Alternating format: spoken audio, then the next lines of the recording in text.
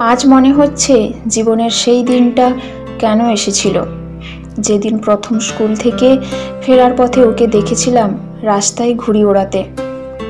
বন্ধুরা সবাই বলতো স্কুল জীবনের প্রেম নাকি টেকে না, কিন্তু আমরা সেই ধারণাকে অমূলক প্রমাণ করেছিলাম। কলেজ শেষ করার পর আমি যখন হায়ার স্টাডি করছি, তখন অতনু পাগলের মতো একটা ব্যবসা শুরু করার চেষ্টা করছে, যাতে আমাদের চার হাত এক হতে পারে। ওকে বলতাম সব ঠিক হয়ে যাবে। তুমি এত ব্যস্ত হচ্ছ কেন ব্যবসা ব্যবসা করে? ও বলতো, মানি তুমি বুঝবে না, এখন এক না একদিন তোমার বাবা বিয়ের কথা বলবেন। সেদিন তোমার বাবার সামনে দাঁড়িয়ে কি বলবো? আমি বেকার, রোজগার করি না, অথচ আপনার মেয়েকে বিয়ে করতে চাই। আমাকে পাওয়ার ওর ওই অদম্য জেদ আমাকে এক স্বর্গীয় তৃপ্তি দিত। আরো বেশি করে ওর গা ঘেঁষে বসতাম। বাবা যেদিন প্রথম বিয়ের কথা বললেন, বাবাকে ওর সম্বন্ধে সব জানালাম। ততদিনে ওর ব্যবসাটাও বেশ চলতে শুরু করেছে। বিয়ের পর দিনগুলো রূপকথার মতোই কাটতে লাগলো।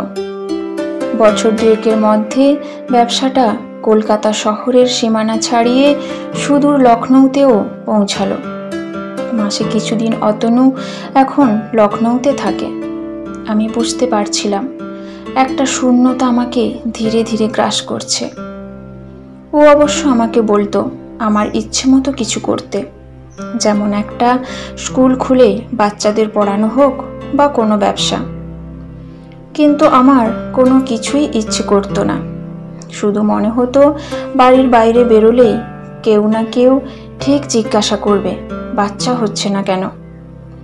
শ্বশুর শাশুড়ি না থাকায় বাড়িতে সেই জবাব দেওয়ার দায় নেই, কিন্তু একটা সন্তানের তীব্র আকাঙ্ক্ষা আমাকে ধীরে ধীরে ডিপ্রেশনের দিকে ঠেলে দিচ্ছিল।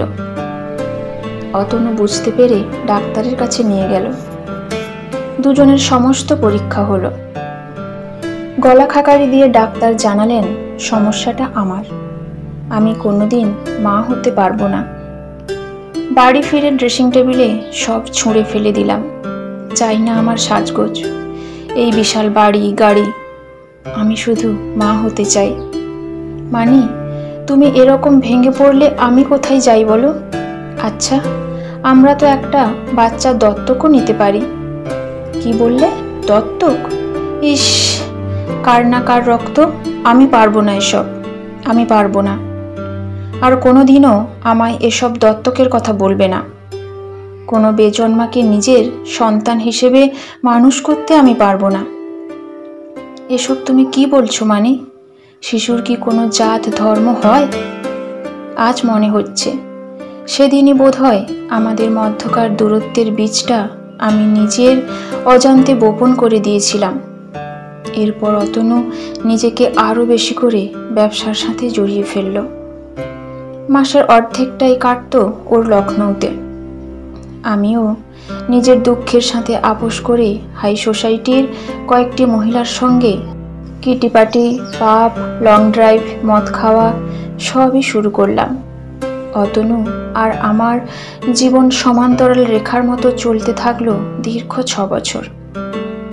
কাল অনেক রাতে বাড়ি ফিরে সোজা বেডরুমে ঢুকে ঘুমিয়ে পড়েছিলাম। মালিনী। অতনুর কণ্ঠস্বরের থেকেও বেশি মালিনী নামটা আমার কানে লাগলো। যেদিন প্রথম আমি ওর ভালোবাসার প্রস্তাবে রাজি হয়েছিলাম, সেদিন পার্কে আমার হাত দুটো ধরে বলেছিল, আজ থেকে তুমি আমার মানি। এতগুলো বছরে কোনো দিনও আমায় মালিনী বলে ডাকেনি। চোখ খুলে অবাক হয়ে তাকিয়েছিলাম ওর দিকে। কিছুক্ষণ পর নজর পড়ল ওর প্রায় পেছনে লুকিয়ে থাকা একটা বাচ্চার দিকে। এটা কে? কোত্থেকে নিয়ে এলো এটাকে? তুমি আমায় বলতে চাইছো যে আমি মা হতে পারবো না, তাই না অতনু? মালিনী, প্লিজ শান্ত হয়ে আমার কথা শোনো একবার। কি বলবে তুমি? ও আবাহন, আমার ছেলে। মানে? বিস্ময়ে আমার মুখ দিয়ে আর কিছু বেরোলো না। ব্যবসার কাজেই প্রথম পিউয়ের সাথে আমার আলাপ হয়েছিল। তুমি যত আমার থেকে দূরে সরে যাচ্ছিলে, পিউ তত আমার কাছাকাছি আসছিল। তারপর একদিন পিউ জানালো যে সে অন্তঃসত্ত্বা। ও বাচ্চাটা নষ্ট করে দিতে চেয়েছিল। কিন্তু তোমার মতো আমারও মনের কোণে একটা এত বড় আকাঙ্ক্ষা, অতৃপ্তি লুকিয়েছিল, তা আগে বুঝিনি। তাই অন্যায় করেছি বুঝেও সেদিন মন্দিরে পিউয়ের মাথায় সিঁদুর পরিয়ে স্ত্রীর মর্যাদা দিয়েছিলাম। পিউ নিজে কিন্তু কোনো দিনও তোমাকে দুঃখ দিতে চায়নি। তাই সে আজীবন লোকচক্ষুর আড়ালে আমার দ্বিতীয় স্ত্রী হিসেবেই থাকতে চেয়েছিল। বলে যাও অতনু, আমি শুনছি। আবাহনের জন্মের পর পিউয়ের মাথায় একটা ছোট্ট টিউমার ধরা পড়েছিল। যতদিন যাচ্ছিল যন্ত্রণাও পাল্লা দিয়ে বাড়ছিল। শেষ পর্যন্ত অপারেশনের সিদ্ধান্ত নিতেই হলো, কিন্তু পারলাম না পিউকে ধরে রাখতে। অপারেশন টেবিলেই ও পিউ মরেছে। তাই তুমি এই বেজন্মাটাকে আমার ঘাড়ে চাপাতে নিয়ে এসেছো? কি ভাবলে তুমি? বাড়িতে তো একটা রেডিমেড আয়া আছেই। নিয়ে যাই এই অবৈধ রক্তবীজটাকে? প্লিজ মালিনী, এভাবে বলো না। একবার ভেবে দেখো তো, এসব কিছুতে ওর কি দোষ? যদি সত্যি কেউ দোষ করে থাকে তাহলে সেটা হলো আমি। তোমার যা শাস্তি দেওয়ার আমাকে দাও। বেজন্মাটা আসার পর থেকেই তো আমি মানি থেকে মালিনী হয়ে গেছি অতনু। আর কি বোঝাবে আমাকে? ওকে জন্ম দিয়ে যা বোঝাবার আমাকে বুঝেই দিয়েছ।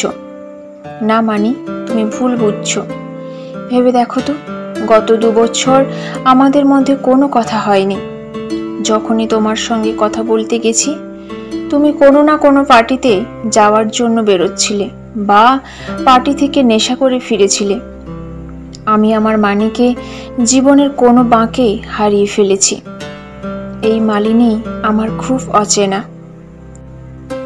প্লিজ অতনু, আমার জীবনটা শেষ করে দিয়ে এখন আর কাব্য করো না। তোমরা দুজন চলে যাও আমার সামনে থেকে। বালিশ মুখে গুজে হাউমাউ করে কাঁদতে লাগলাম। বেশ বুঝলাম অতনু বাচ্চাটার হাত ধরে ধীরে ধীরে ঘর থেকে বেরিয়ে গেল। বন্ধুরা সবাই বলল অতনুকে ডিভোর্স দিয়ে মোটা টাকা খোরপোশ নিয়ে স্বাধীনভাবে বাঁচতে।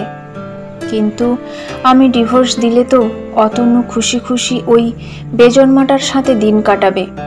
না, আমি কিছুতেই ওদের সুখে থাকতে দেব না। অতনুর চোখের সামনে থেকে প্রতিনিয়ত ওকে বুঝিয়ে দেব যে ও আমার সাথে অন্যায় করেছে। আর ওই বেজন্মাটাকে যে কি শাস্তি দেব তা আমি মনে মনে ভেবে নিয়েছি। মাস 6 অতনু কলকাতা ছেড়ে কোথাও যায়নি। আমিও চুপচাপ আছি। ও ভাবছে আমি ধীরে ধীরে ওই বেজন্মাটাকে মেনে নেব। কিন্তু ও জানে না এই শান্তি কিসের পূর্বাভাস। 6 মাস পর অতনুকে জরুরি ব্যবসার কাজে যেতেই হলো 3 দিনের জন্য। আয়াকে বারবার বুঝিয়ে গেছে বেজন্মাটার খেয়াল রাখার ব্যাপারে। সন্ধ্যার দিকে মাথা ধরেছে বলে আয়াটাকে একটা ওষুধ আনতে পাঠালাম। আমার বেডরুম দোতলার ওপরে। আবাহন, একটু শুনবি এদিকে? গুটি গুটি পায়ে দরজার সামনে এসে দাঁড়ালো। নিচে ফ্রিজ থেকে আমার জন্য 1 বোতল ঠান্ডা জল এনে দিবি? ঘাড় নেড়ে হ্যাঁ বলে ছোট ছোট পায়ে সিঁড়ি দিয়ে নামতে লাগলো। মোক্ষম সময়। এই মুহূর্তটার জন্য গত 6 মাস ধরে অপেক্ষা করে আছি।